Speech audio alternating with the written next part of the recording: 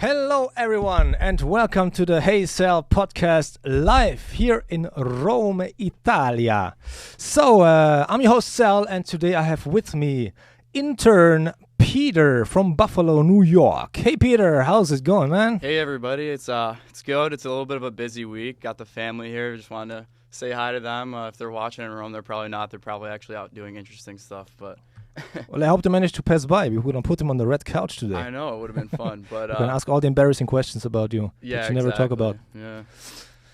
And our guest today on the red sofa is Fabrizio Fontanelli. Ladies and gentlemen, he's a musician, a blogger, a producer. He does a lot of stuff. We're going to get into all that very soon. Well, welcome to the show.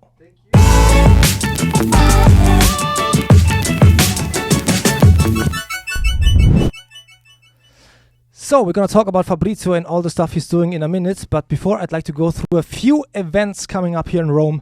So let's see. Tomorrow is Thanksgiving, which is the one time of the year that Americans also experience what Italians or most Italians do almost every day. Right, Fabrizio? Sit around the dinner table, the whole family arguing about politics for the entire event. So they're going to experience the thing. And complaining the whole time. Exactly. Then Friday will be the last episode of Rome's Comedy Club for this year. So if you haven't booked your tickets yet, buy them. Now, if you're looking for something to do on Saturday or Sunday, I can recommend the 4th edition of the RGB Light Experience, which features artistic light installments spread out from Pigneto to Tor Pignatara.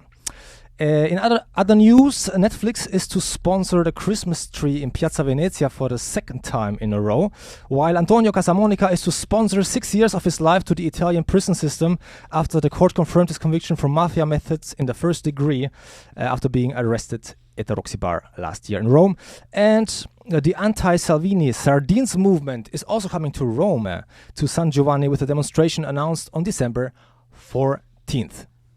With that said, Fabrizio, hello and welcome to the show. How are you, Hello, man? everybody. It's a pleasure to be here. Thank you for the invitation. And I'm surrounded by guitars, drums, amplifiers. I feel home. You know what I mean? Very musically here, yeah. Yeah, it's very musically. It's a nice place. Never been in a place like this, in a studio inside of a rehearsal room. Right. It's pretty good. Really, really lovely. So you are so much. a musician at core, Yes. but you do a lot of stuff. So maybe before introducing what you do in Rome, and there are many interesting projects, and you also ended up, I saw a few days ago, with Glenn Hansard on stage, and maybe you can talk about that a little bit later on. Yeah. But so where did you grow up? What was Bambino Fabrizio like? Oh, the Bambino.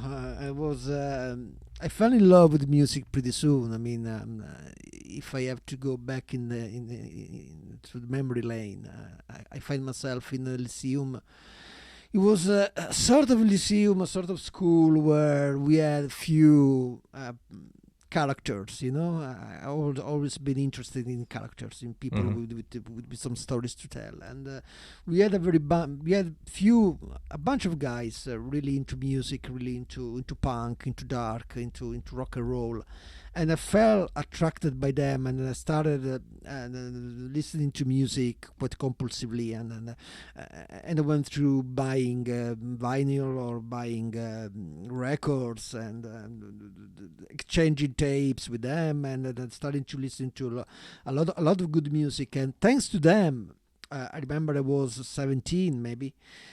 Started listening to all the big music coming from Ireland, Scotland, Wales. So I remember Big Country, Alarm, Simple Minds, U2, Waterboys. How did you get your music back then? Because there was no Spotify available. No Spotify available. So just for the you young go kids to who the record collector shop to buy vinyl. I mean, just no CDs at the time. Maybe the CDs were...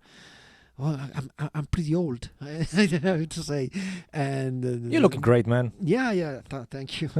And it's a sort of you had to look for music, you know. The music didn't come to you, but you have to look for them for music. Just buy music in the shops and listen to them, maybe in the radio, listen to some tracks in the radio, and there were some amazing rock and roll magazine, namely Ciao 2001, Tutto, and Rockerilla. No, Rockerilla was maybe too early, but I remember buying a lot of magazines about music, and so I started listening to a lot of new wave, rock, punk, dark, The Cure, Cult, Litfiba, the first 3 records of the Litfiba. So we went to the concert all together with a bunch of guys. So I saw U2 in 1987. So that was amazing in the Stadio Flaminio. I remember going to see The Cure in the Palaeur. It was the late 80s. So I saw The Police. In 1984 was my first concert, my first real concert, the Synchronicity tour. It was amazing. It blew me away to see Sting and the Summers and Stuart Copeland on stage.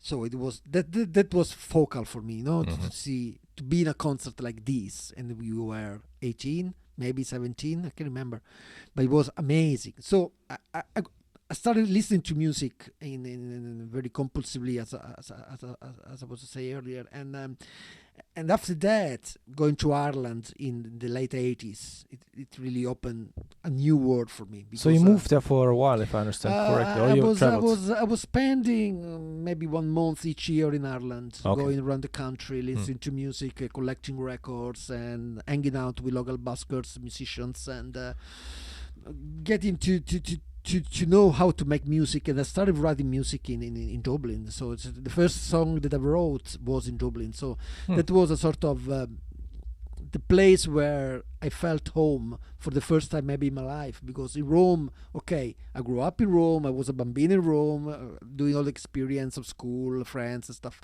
But when I put my suitcase in Dublin on the ground, I just felt there was something really, really important going on at the moment. And I felt and say, okay, what's this place? Oh, this place means something to me right now. And I started coming back to Ireland every year, spending 1 month or weeks, and then maybe come back twice in a year. And it was amazing for me because it was just going to school for the first time. I mean, the real school for me. Writing music, hanging out with the musicians, buying records, having friends introducing me to new music, going to festivals. And what made you go to Ireland in the first place? I mean, was it a chance? Was the chance to visit? The real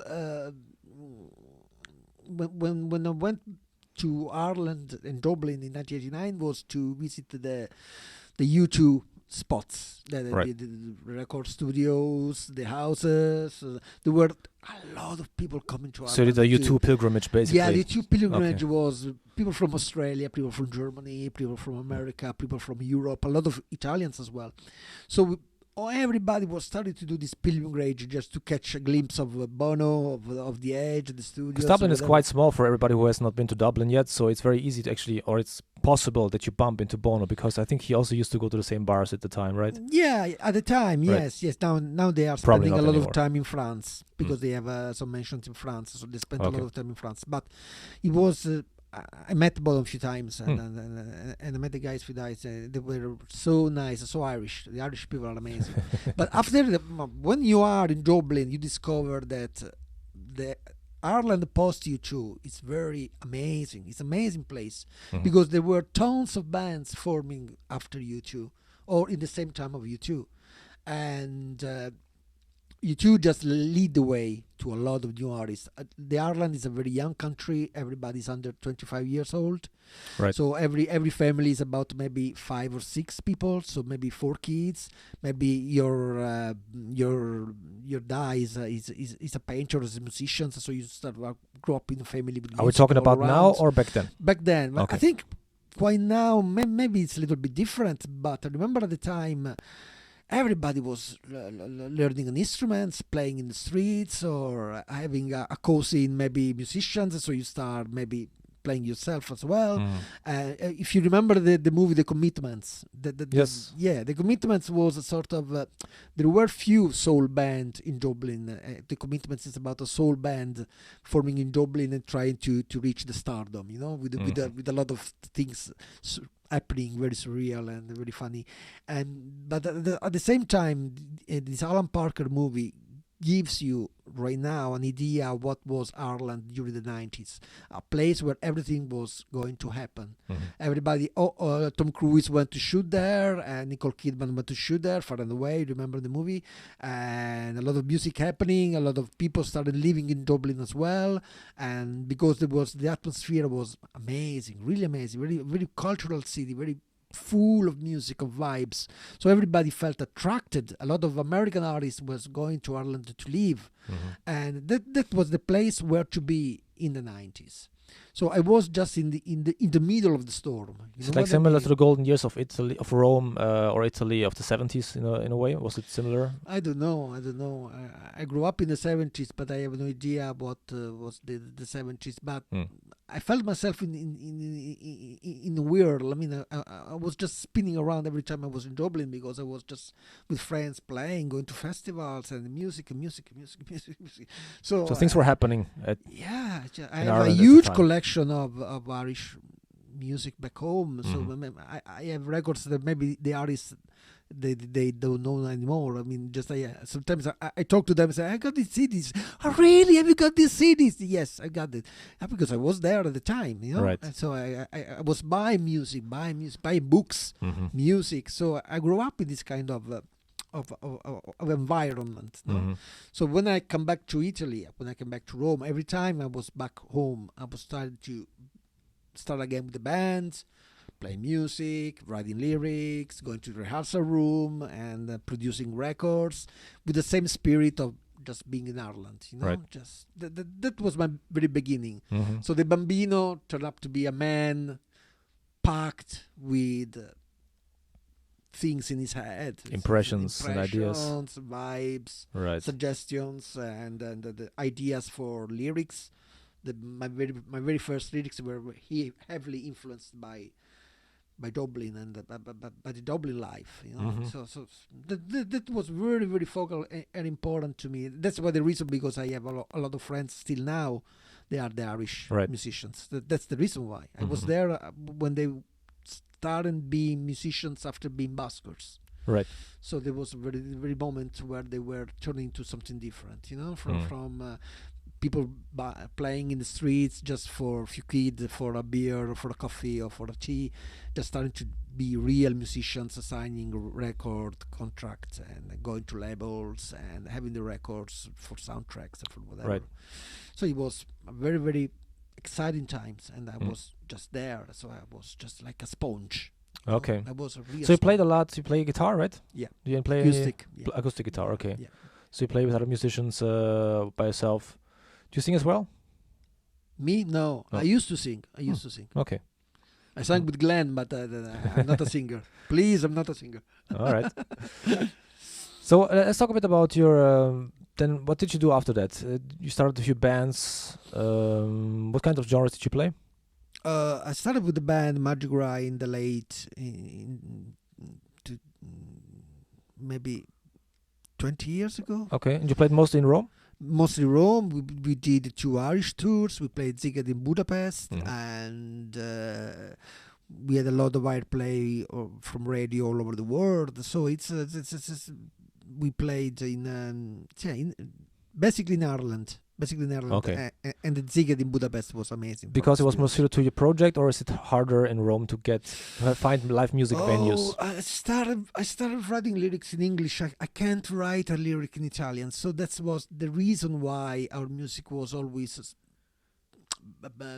done, performed, and distributed for England, for Ireland, for America, for English-speaking audience. Yeah, British-speaking audience, because it was so natural for me, because I was reading book in English, I was listening to American, Irish, and English rock. I was just talking English all the time. So the first time that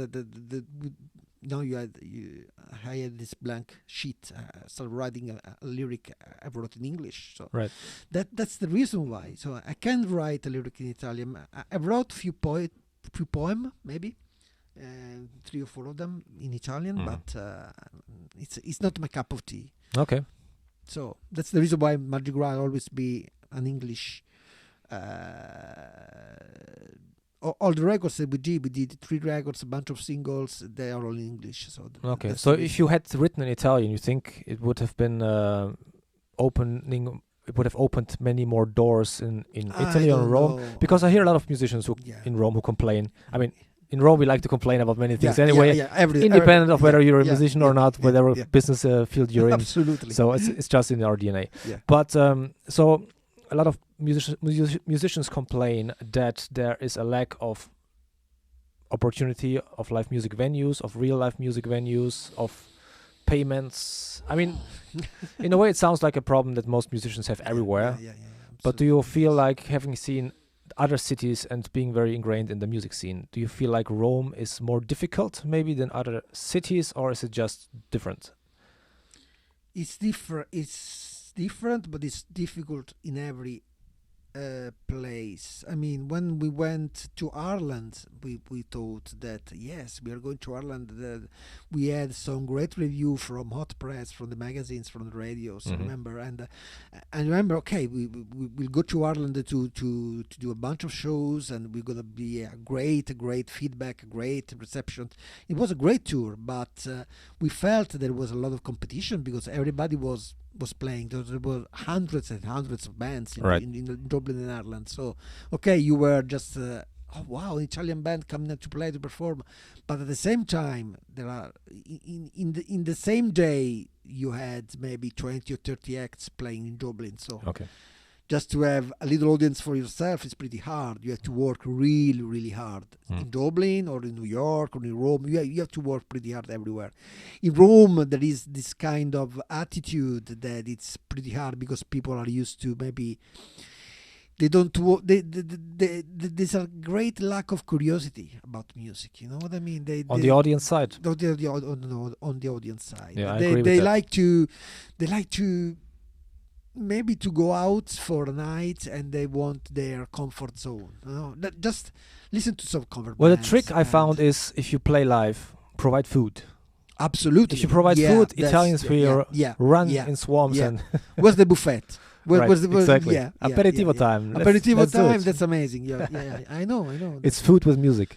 Food and music. That's something that works here. Yeah, I know. But you're right. Yeah, there's a lack of curiosity. There's a lack of curiosity about the audience. So you have to work really hard, night after night, to make your points and say, "Hey, that's our life. That's our music. This is what I've been through all these years. Listen to this single. Listen to this record." And when I was doing, and you know that, when I was doing the events manager and I was booking bands for venues, because I really enjoyed to be on the other side of the fence, you know, and because the turning point for me was, okay, I'm a musician, so I have a band, I perform, I love to play live with the band. I mean, Mardi Gras, they are my life, you know. I mean, and I can't do anything else. I mean, that's my gang. And but at the same time, I remember that when David Bowie died, after David Bowie passed away, and I was eating. I was away at dinner. Was that last year, or was it already 2 years ago? 2 years ago. Wow, time flies by. Yeah, time flies Jesus. by. And I remember the particular night we were talking about David Bowie and his legacy, and we were pretty shocked. Everybody was really pretty shocked about him passing away. I was discussing with these guys, with this bunch of guys I really love. We write for a blog called slowcult.com, and then we review and we do interview to actors, performers, and whatever. We review movies, records, and blah blah blah. And we were at dinner. We were discussing about, wait, we have to do something to celebrate David Bowie. Yeah, but what? Okay, let's think about cover band. No, original artists doing their own stuff and maybe paying tribute to the man. Yes, that's quite interesting. And where? Oh, okay, we have to find a venue to organize the whole thing. And David Bowie passed away maybe 3 weeks earlier, maybe. And we were discussing that. I did a few calls, and there's a friend of mine that is running the Wishlist Club, and he told me, hey Fab, I've got the 27th of February, so it's 20 days by now. this is if you want to do the David Bowie tribute night, okay, let's do it. We have 20 days. 20 days? Okay, let's do it. So I was. I remember the day after was quite frenzy. I was just listening, talking with people, and doing some phone calls. And in maybe 2 or 3 days, we set up a lineup of 15 original artists that wanted to pay tribute to David Bowie. Wow. And I set up a set list from Space Oddity to Black Star in chronological order.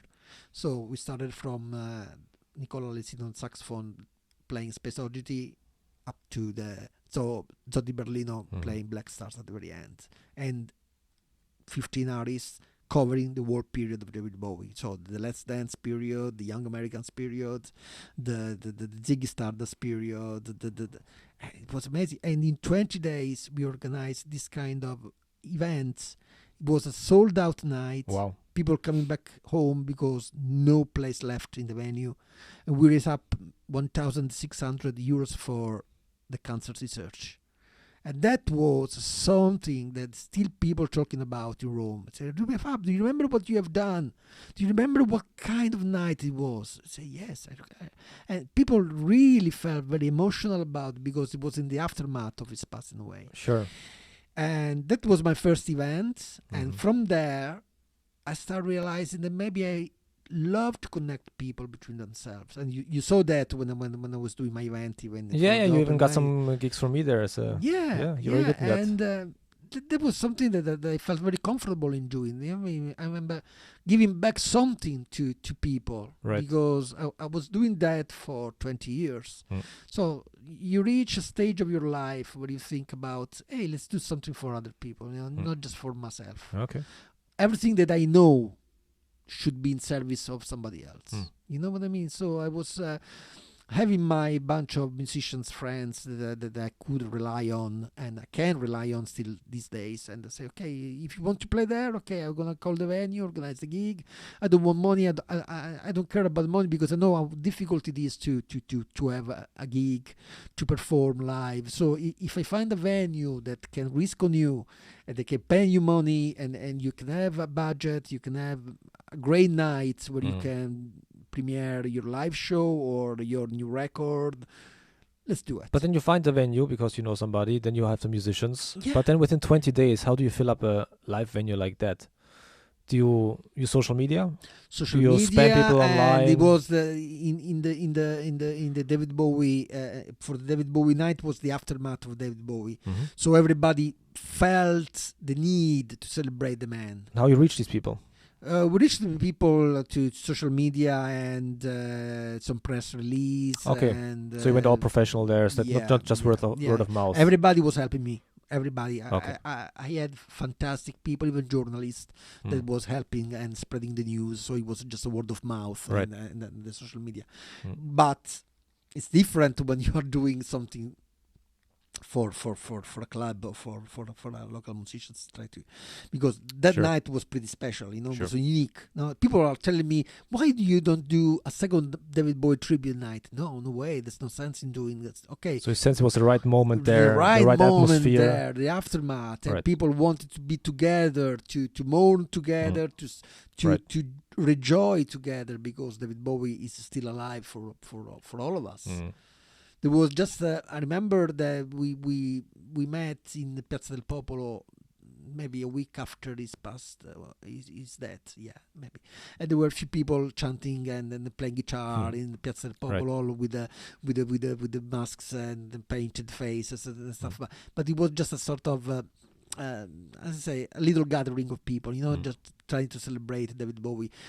I felt that there was the need to be all together in one venue to sing along all these songs, and you kind of sense the collective mind, the collective need that was there. The collective needs, And when I'm booking people to venues, I felt that I have to do that because people have to gather in places to listen to music.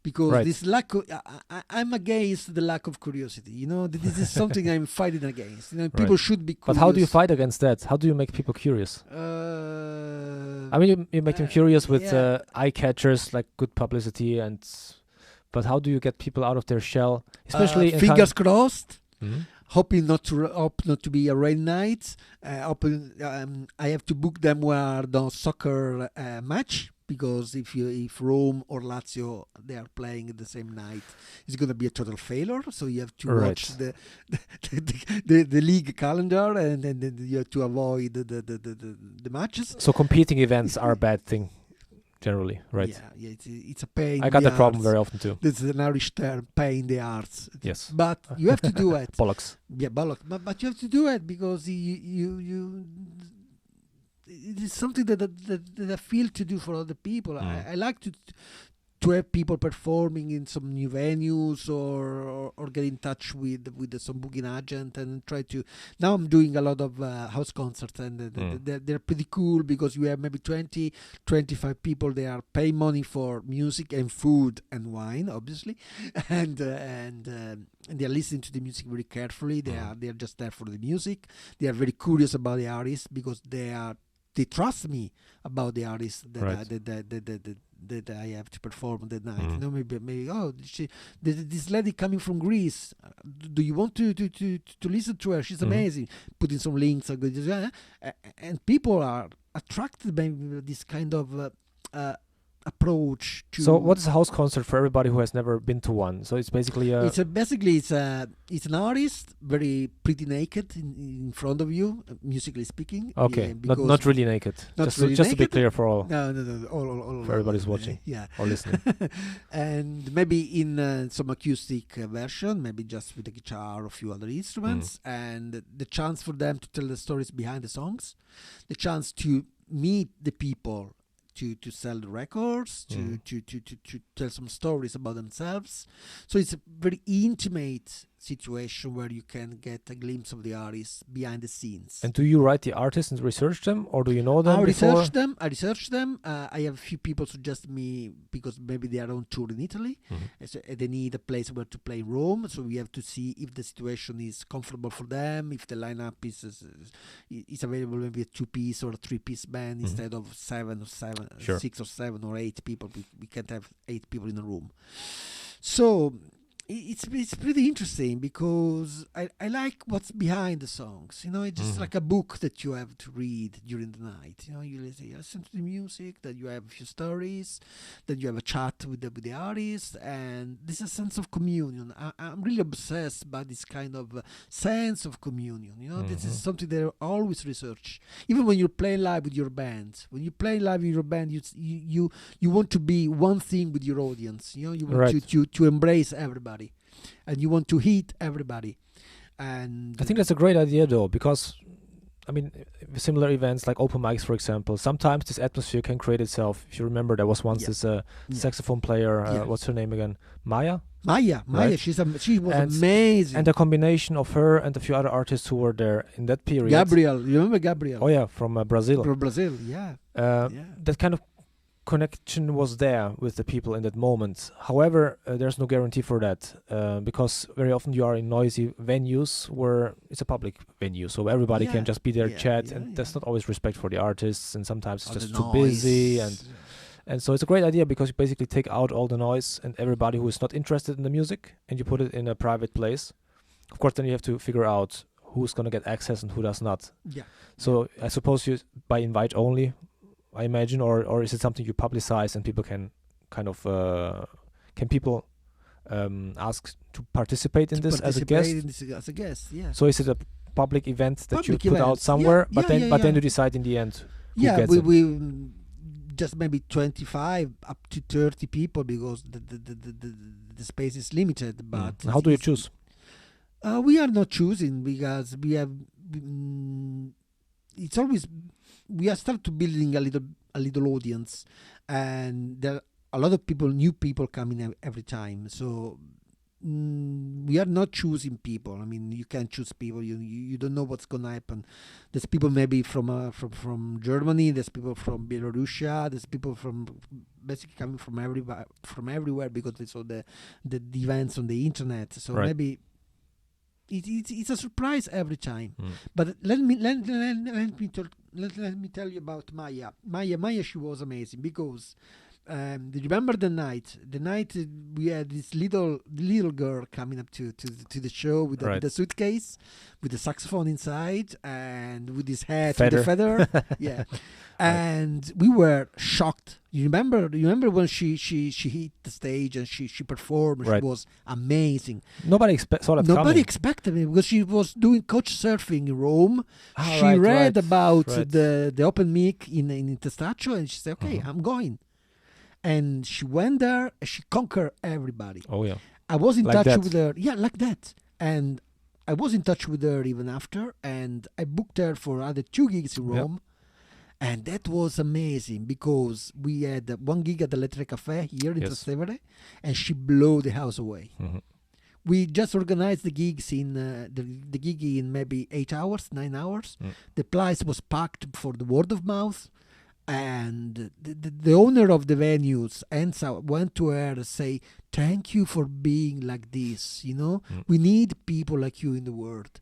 And that was the final compliments that I have for one of my inverted comma artists. It's not my artist, but it was something. Well, you were scouting the talent, yeah. Right. And then she went to Marmo to Spaghetti Unplugged, and she went to the piano to do a couple of songs, and everybody went mad, asking for Instagram or for where can I find you? I want to follow you on Instagram. And she was, did some connection with the people. I said, yes, that's about connection. You know what I mean? That's about connection. And with the look for live in concert in Rome, we are looking for connection. We are looking for connection because people have to be connected.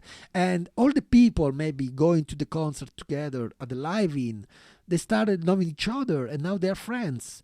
So we are building even a circle of friends, going to the same concert, community building. Right. And that's amazing. That's what the music is. That's what Dublin taught me when I was in Dublin. The sense of community, the sense of people, the sense of being a gang and doing something valuable all together. That's the one thing that drives me so mad here in Rome. It's like very often at live music events or open mics or whatever it is, like people play and then they go outside and smoke the whole time and don't listen to other musicians. There's no respect. There's no curiosity, as you said before. Yeah. There's no connection there. I mean, sometimes when I'm the host, I'm trying to kind of stimulate people, and I see somebody over there, and there maybe a group of 1 or 2, and I see somebody else there, one group of 1 or 2, and I'll be like, "Hey, you guys doing something similar? Why don't you talk?" And I'm trying to stimulate it, and it's usually I hate to say it, but it's a observational fact. Talking about food. Observational. Yeah. It's usually Italians doing that. Talking about food, the social eating is very hip at the moment. The social eating, the social eating. Social eating means you have a big table in a restaurant, and the owner, people sitting all together nearby just to have a chat instead of being on the mobile phone. It's genius. Somebody rediscovered having dinner together at the table. Incredible. Something that people used to do. Should be the same in music, Why you have to be all separated? Let's join together and talk with people and meet people and. But people used to do that for centuries, eating together at the table and chatting. But with music, you have the hook because you are following the same music. Maybe there is something behind that. Maybe you are similar. Maybe you can build something out of it. Because music is a very strong. I mean, look, I get it. Depending on what event you're participating in, not all musicians are great. Some are just okay. Some are nice, friendly, okay, or simply it's not your thing. Yeah. But there should be a minimum amount of curiosity and respect towards the artist, even if it's not your thing. Now, I understand the artist has to earn also the respect of the audience, so it goes both ways. So if it's somebody pretending to be the next David Bowie, David Bowie, for example, well, just to set the bar low, then you have to earn the respect of the audience. But it goes both ways. It's like in the beginning when you meet somebody the first time, you should show respect. Then if you realize the person is a dick, then you can still adjust your way of approaching the other person. By the way, for everybody who's watching right now, I see we have a few people watching here live. There is a chat window on your left side on YouTube, especially if you're not watching on mobile but on the computer, where you can ask questions. So if you want to ask anything to Fabrizio or to me or Peter, just type in your questions and we shall answer them. Everybody. Hi, everybody watching. You can also ask your questions on Instagram. Peter's going to check every now and then if we have any questions on our Instagram channel, but you can use the YouTube channel to ask questions, no problem. So, we were talking about connection. Connection. Yeah. The magic trick. Exactly. As Springsteen used to say.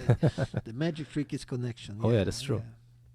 So why do you think we are so disconnected? I mean, we are very connected on social media, but really between ourselves, between the humans. Do you use a lot of social media yourself? Yeah, absolutely. Yeah. I use social media, but I like to talk with people for real. You know what I mean? Yeah. In like face to face. Like face to face. I mean, the social media can be a spark. Okay. To start a conversation. To start a conversation, but the conversation has to be maybe a little bit deeper in the second step or third step. But maybe because we are all living some troubled life, we are just moving fast from one place to other, and we are really disconnected. This is a very hard times for people. You know what I mean?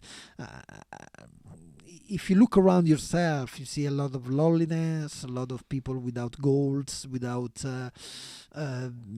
trying to do something, but with a lot of difficulties. They're very, very hard. Why do you think that is?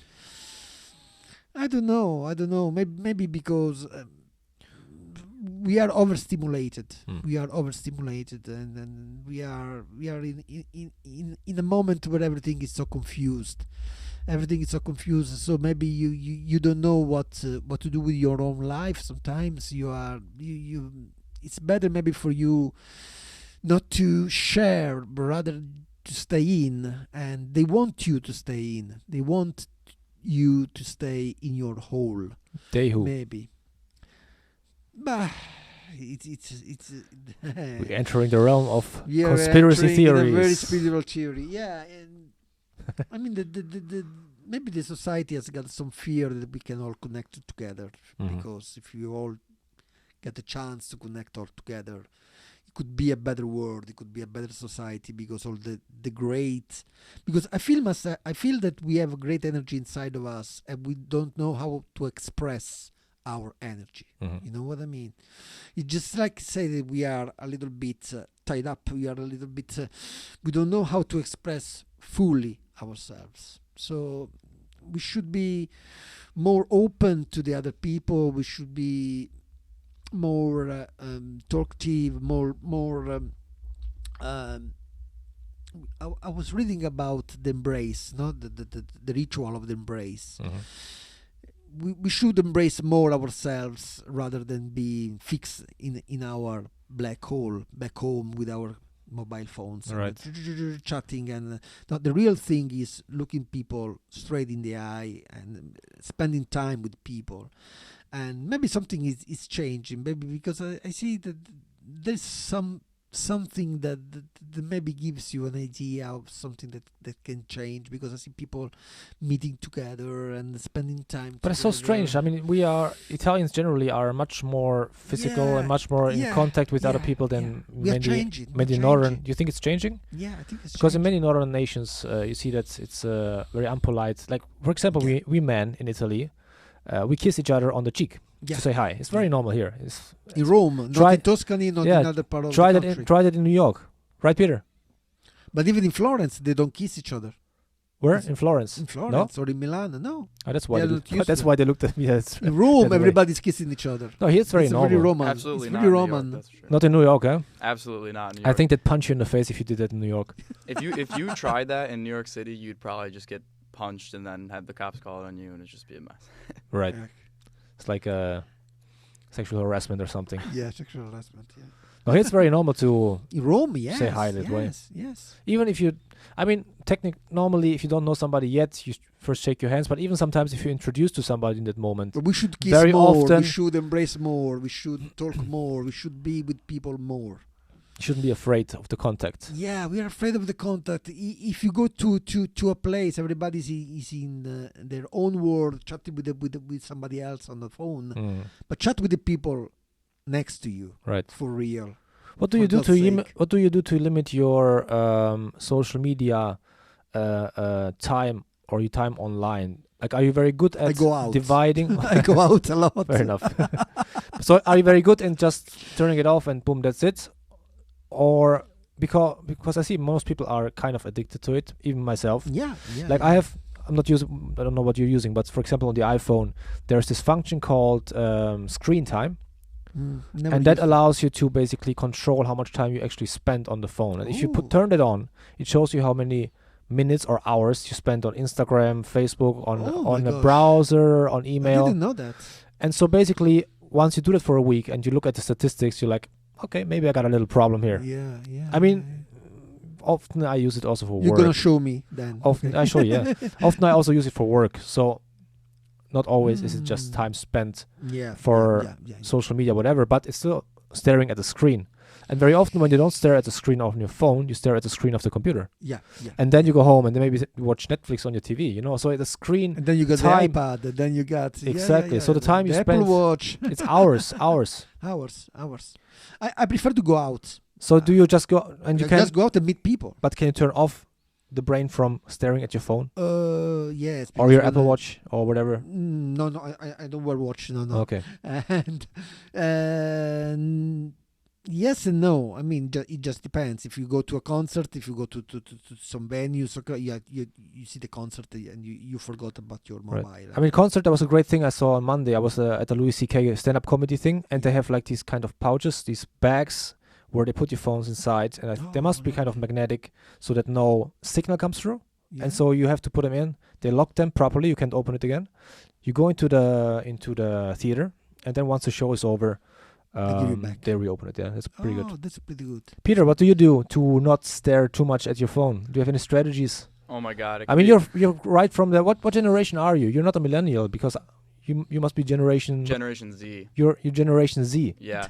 Right. So you're the artificial intelligence generation or something. Yeah, I mean, and it's pretty tough because I mean we've all grown up with phones. I mean, but it's even different. Well, you've grown up with phones. When I grew up, there was no phones. Yeah, me too. Except for the one with the wheel thing that you had the real phone.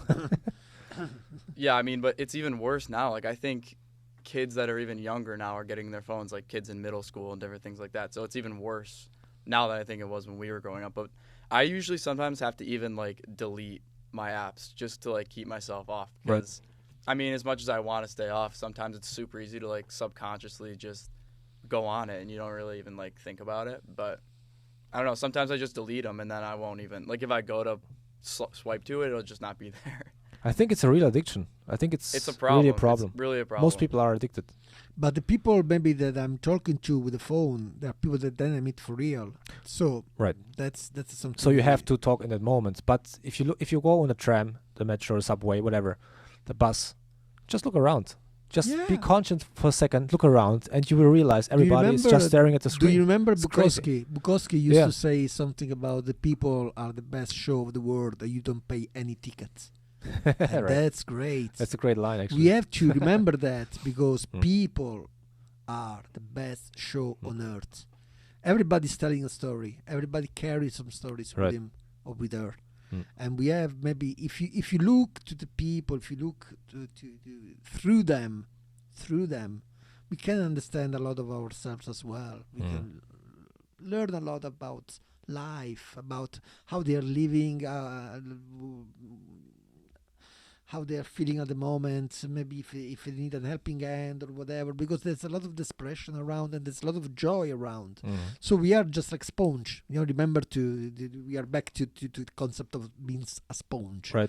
And we are sponges. I mean, we are sponges. So if you look around to what's going on around us, that's brilliant.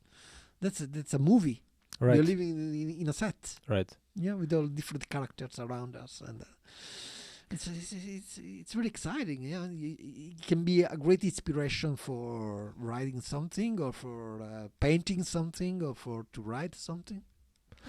So I see we have a few new people who are online right now. So before we move on, I'd like to remind everybody that you can leave a comment or you can ask a question on the little chat window on YouTube on the left side of the screen, which should be somewhere here.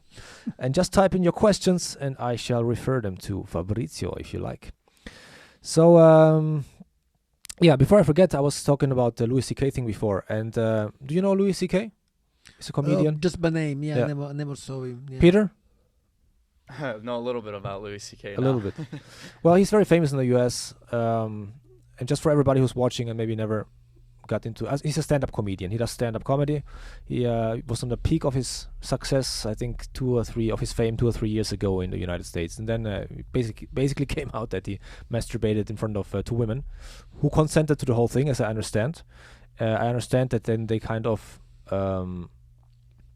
regret giving their consent to watch this whole performance. So basically, anyway, it was during the Me Too era, and so he got kicked out of, Netflix kind of got rid of him, and all the producers he was working with, and all his shows got taken off. A new movie that was about to come out was cancelled. Yeah. Now, he's doing a show now in small theaters around the world, and he was in Rome on Monday. And it's interesting because I was trying to get him on the podcast, which of course was, never going to happen. But I was talking to somebody who was in touch with the producers who got him to Milan and to Rome, with Marcia from Rome's Comedy Club, actually. And she was talking to them. And they basically said he doesn't even go out of his hotel room. Like the production companies, they invited him for dinner. He doesn't even go out of the hotel anymore. Like he really doesn't want to talk about these things. Fear of meeting people and. I don't know. It's it's got to be hard, I mean, I still like to watch him. I think he's a brilliant comedian. I think what he did was pervy.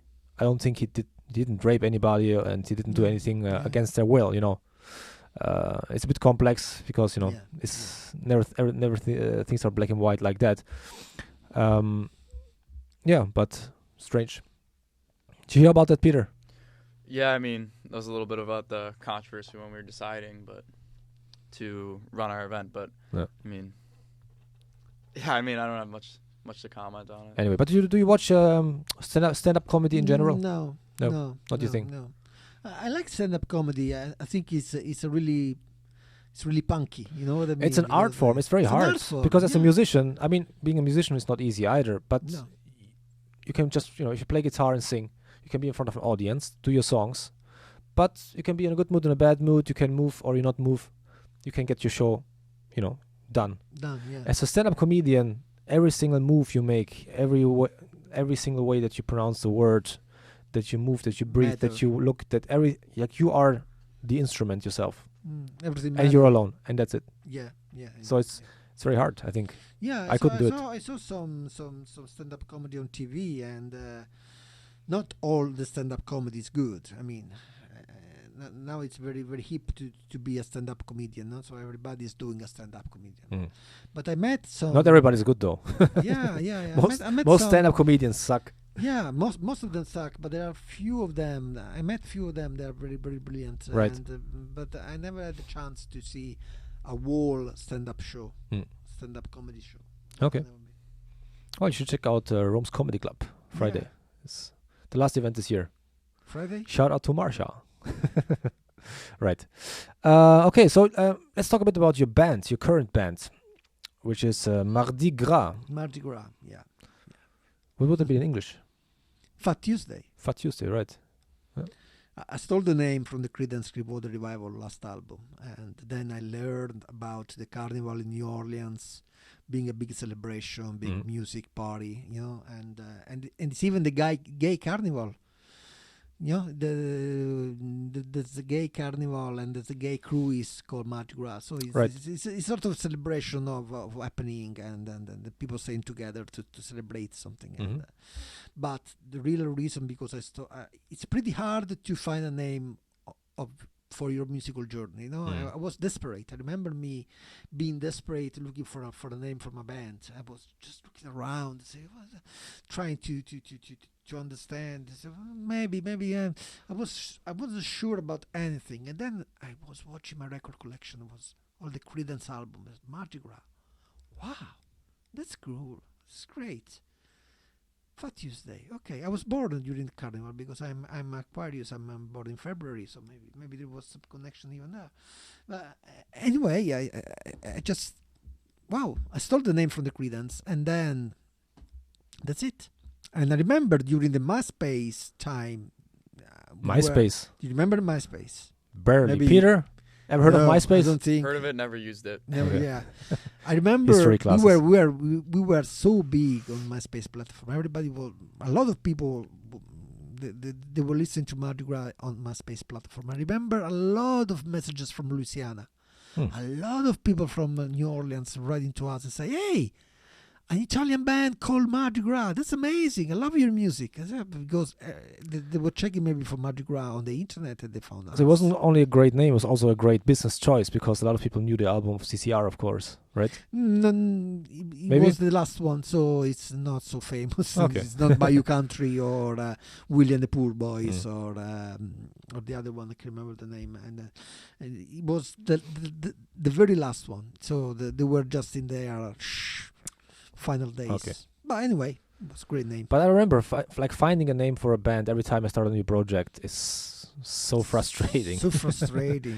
And then every time you come up with a brilliant name, it's like, now I got it. And then you check out that already there's like 10 other bands with the same name. Already taken. And they got the domain registered. Or worse of it all, and when you are so happy because you found a name With a deep meaning for you. for a deep meaning for you, after a couple of hours it's a shit name. Did you see the movie about the Motley Crue? No, I didn't see that. What's the name? I can't remember the name of the movie. It's a movie about the Motley Crue. Yeah, maybe I can find it here. History and this guy of Motley Crue, he was really taking the piece out of them because every time they come up with a brilliant name for the band, they say, "Oh, this is a shit name." "Oh, this is a shit name." Right. So it's pretty hard to find the right the Dirt. The name is The Dirt. Yeah, it's The Dirt. Dirt. It's on, The it's Dirt. on Netflix. Yeah, You can watch yeah, it. The too. Dirt. Okay, great. Brilliant movie. And this guy from Motley Crue was desperate, taking the piece out of every band member. Say, no, this is a shit name, man. And Right. it's real, because every time that you come up with a great idea, after a couple of hours, you say, no, oh my gosh, no. But better start looking for a brand new name. And I was quite lucky because Mardi Gras was a great name for me, and still nowadays. So how many years has this project been going on? 2006 was our first album, so Wow. it's 20 maybe. Well, yeah, Well, okay, that's a long time. 14 years. Yeah, Wow. yeah, it's a lot of time. A lot of things changed. I mean, different singers, different band members, but we followed a path. We followed a musical journey. We never recreate we always recreate ourselves with brand new sounds, with brand new suggestions, with brand new sounds, and not just sounds but attitudes. It's great because it's like when I remember when U2, talking about U2, when they finished their the All Americana series, with the Rattle and Hum, and they went to become a very different band with Acton Baby, listening to My Bloody Valentines, listening to Sonic Youth, listening to all this kind of 9 Inch Nails, all this kind of band, and everybody went, "Hey, what the guys are doing?" They were wearing Stetson cowboy hats, playing country music, Hank Williams, and play rock and roll, B.B. King, Bob Dylan, and now they're wearing leather suits with these fly glasses, and they're playing this very harsh rock and roll music with feedbacks and with stuff. Yes, because I feel that every band should try to find a time to understand what they are doing and developing their own musical journey in always researching inside themselves what is good for the band. You know what I mean? It's pretty different, because every time that you find your comfort zone, then it's the real moment to switch off to some new place. You know what I mean? But you got to be constantly aware of yourself, basically, because it's very easy once you are in a comfort zone. It's very hard sometimes to realize that you are in a comfort zone because it's so comfortable, right? Yeah, it's great to have maybe some band members that they say, "Hey, let's try this new. Look, I have a Moog here. Right. Look at this riff with electric guitars. Hey, this is not Mardi Gras. Okay, brilliant. This is not Mardi Gras, and buy it, because you have to keep everything fresh. But how do you avoid becoming complacent? With curiosity, with maybe we were lucky because we changed maybe few band members, and everybody stepped in, brought something different to the band. Right. So brought different musical landscapes, different musical ideas, and we were sponges as well, because we were just to say, hey, let's go with the flow, let's go with this kind of with new. So did you also change the genre throughout the history of Mardi Gras? We started like an acoustic duo, just going around Italy with two guitars and a voice, and then we became a quartet with double bass and a small drum kit, and then we became 5 with the piano and keyboards. Then we became 6 with another electric guitar. Then we switched members, blah blah blah, and then we started playing with different sounds. And from the Americana of the first couple of records, we went to finish the record in Abbey Road in London, and the Playground album was 14 tracks of rock, psychedelia, funky, ballads, country, rock, pop, very Playground. We were just playing with sounds, playing with different ideas, playing with different situations, feeling very comfortable in doing something different from the Americana comfort zone that we built in the previous two albums. So that was the moment when you were feeling that the band was going out looking for something else. Maybe a little bit confusing at the time, yes, but the confusion bring you new energy, new life, new point of views, new elements, a new way of songwriting, maybe a new way of approaching with different musicians, guests, or whatever. And after Playground, we started always try to change our views and to have the challenge to a new single or for a new album. And the new album scheduled for the new year is going to be totally different album. It's a rock opera, and you will hear it's a rock opera of 8 tracks, and with a lot of strings and harsh guitars, very heavy hard rock moments. And, it's very, very, very important album. Do you use a real orchestra, or do you add some strings? Strings, yeah. Okay. That's a bit of a Queen take too, isn't it? Queen quartet. We had a quartet. Okay. Yeah. All right. With a orchestra director as well. Okay. Wow. So you have a live strings, because many people just use them as synthesizers. No. We wanted it for real. Okay. So it's quite interesting, It's quite interesting because it's been a journey that we never get bored of, Okay. It's easy to get bored. Say, okay, I have to go to the rehearsals. I have to I've got to play. Maybe after 14 years, things are starting to get very, very hard to. But we had always the spark, because the new music was knocking to our door, So you always found something new, exciting, beyond the horizon or a new goal to work towards. Happy to return to music. So you never had a moment where you were like, screw all this, I'm out. You never had a moment where you said, screw all this, I'm out. There were a few moments. Okay. Yeah, there were a few moments. Obviously, 14 years. There's been some moments where you felt that okay, I'm done. I'm done. But at the same time, when you feel that you're done, that there's something that is coming to your door, knocking at your window and knocking and say, "Hey, what the fuck are you doing? Come back to play and perform and start writing a new lyric, start writing a new music, because that's the only thing that I can do. There's nothing else that I can do. Right. I can fix a hole in the ground, or be a carpenter, or be something else. Sure. I was born like this, I'm doing music since I was 18 or 19 years old. I can do anything else. That's a sort of benediction and a sort of curse at the same time, because I never felt the urge to reinvent myself, because I always had the music to rely on. You know what I mean? Okay. So, wait, you did not feel the urge to reinvent yourself? No, I never felt the urge to reinvent myself, because I had the music. So I was always, maybe there was some period of my life, I remember, okay, maybe I should write a book, or should write some novel, I should write something. I started writing something, and maybe a little chapter of book or whatever. Mm. But then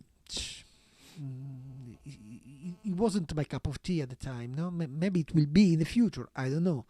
But I was back writing lyrics for my band, so that was my goal. Right. Yeah, to be a better songwriter, to be a better musician, to have the best band that I can have at the moment, and now we have the best band ever. So I'm pretty happy about it. And we are shooting a video on Sunday, so there's gonna be some music in the new year. So Okay, awesome. It's amazing. Yeah. So speaking of songwriters, I saw recently you were on stage at the auditorium, I believe. Yeah.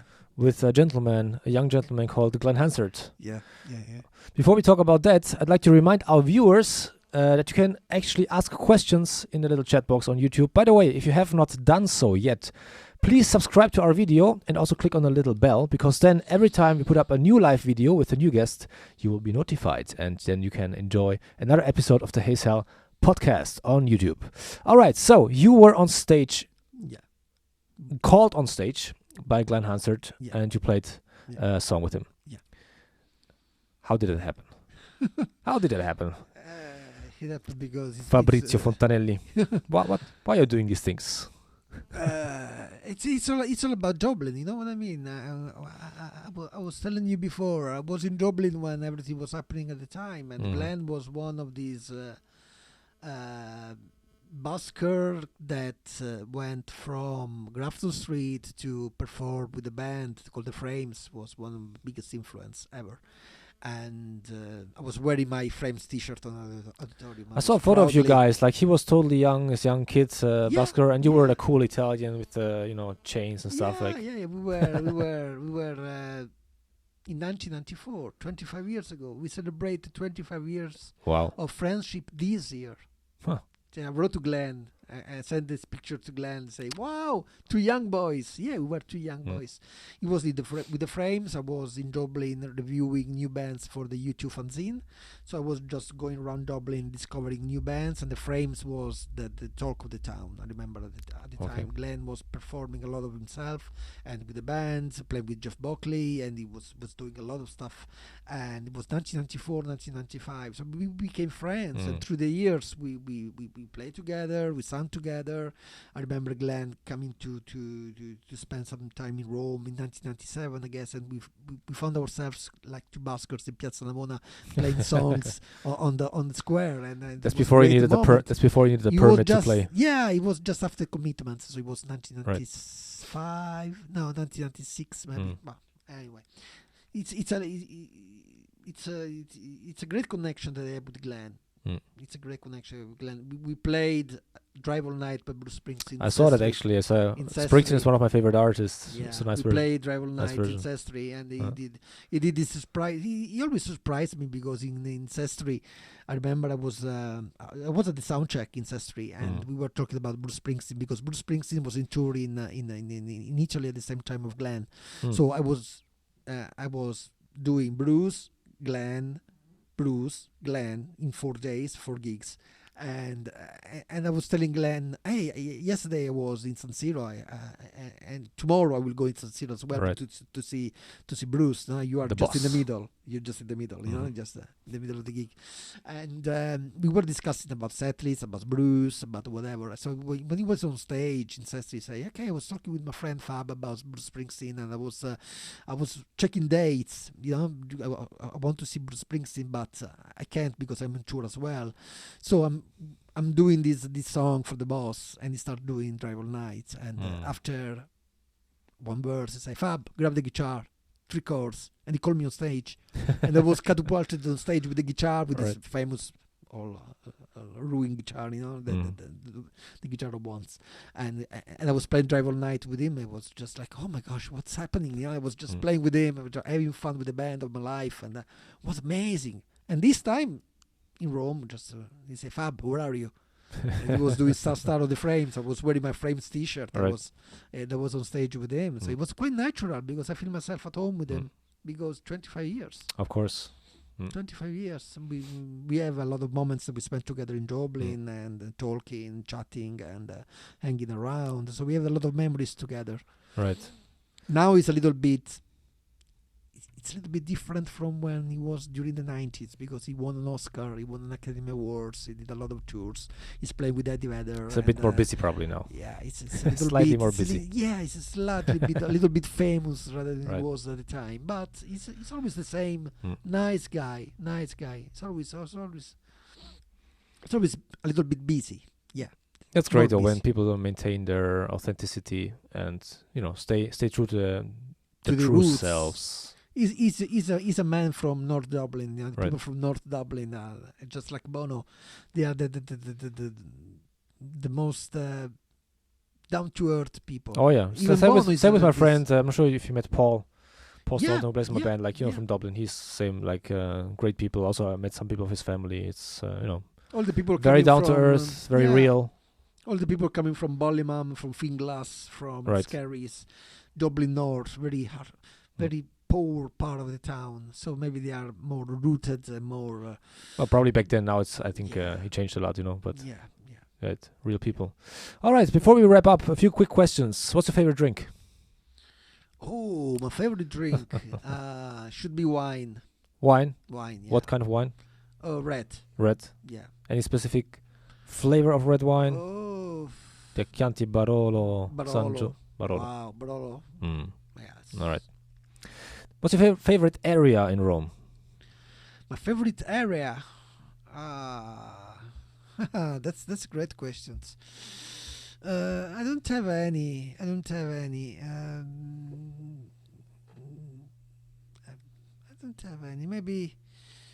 Maybe Ostiense. I grew up in Ostiense, so I felt very comfortable in Garbatella, San Paolo, Pyramid, the whole area.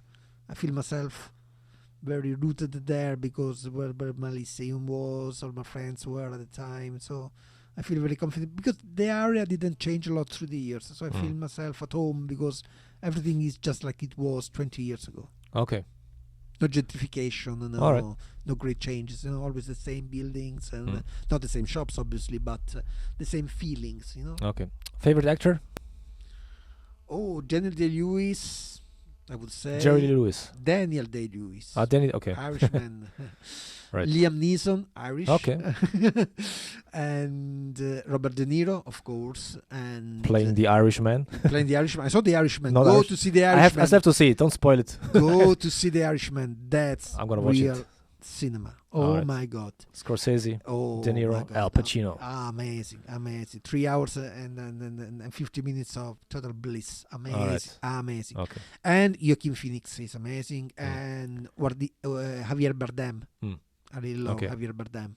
Favorite musician or musicians? Not to put you on the spot. Ooh, Mike Scott of the Waterboys, Bruce Springsteen, Glenn, of course, and Paolo Benvenu in Italy, and there's a lot of them. And I like a lot of female singers, Tori Amos or Maria McKee, or there's a lot of them. I have hundreds, billions of CDs, and I'm listening compulsively to a lot of music. Van Morrison, obviously, Bob Dylan, and Counting Crows, Leonard Cohen, and I could go on forever. And Mundi from Dublin, and Margiri, my friend from Dublin as well. We recorded a few singles with them. And Mardi Gras, of course, forgot them. and there's a lot of them. But I grew up with Bob Dylan, Bruce Springsteen. That was my two. Great picks. I would have said, I would have mentioned them too. Now, are there any great live music venues in Rome that you can recommend, where you think maybe that the atmosphere that you talk about, this international atmosphere, is something that you can find there, or maybe something that's very Roman but still very interesting, also maybe for somebody who's traveling and visiting Italy? The Wishlist Club in San Lorenzo is good for even for the drinks and for the hospitality, for the people working at the venue. They're really amazing. Largo venue for the big events and great stage. And Largo venue, in Pigneto as well. And Sparwasser is it's a place in Pigneto. It's a German word, Sparwasser. Sparwasser was the soccer player that scored of East Germany that scored against West Germany. Mm. So he was just a sort of national hero. Right. Because Of he course. was Yeah. and that was Sperwasser. Sperwasser it's a little bit maybe how to say off. I say off venue off. I don't know the name, but it's something interesting going on there. Even books, music, and the comedians and stuff going on. It's it's a very lovely spot on the Pigneto area. And I don't know. Really, there are a lot of the big closed down during the past Okay. 10 years, but there's still some valuable spots in town. Okay, cool. All right, before we wrap it up, where can people find your stuff? And with stuff, I mean band information about you. Facebook.com/Mardi Gras band or mardigrasmusic.it. That's Okay, Mardi Gras. Simple. How do you write it? I mean, we're gonna add the link, of course, to the description. Yeah, so it's MARDIGRIS music.it. very good. Mardi Gras You passed. mardigrasmusic.it. Very good. All right. All right. Well, I've got something real quick before we yes, wrap sure. up. When can we have Glenn on the podcast? He asked when can we have Glenn on the podcast. I think I'm we gonna gotta text him later. I think we gotta add a few more viewers to our podcast first. He's in Dublin at the moment. Let's go to Dublin to Exactly.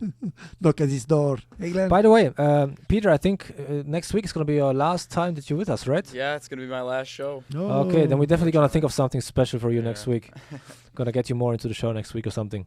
Cool. Are you going back to Buffalo? Yes, I'll be heading back to the States. We released a single for the Light of Day Foundation in Jersey.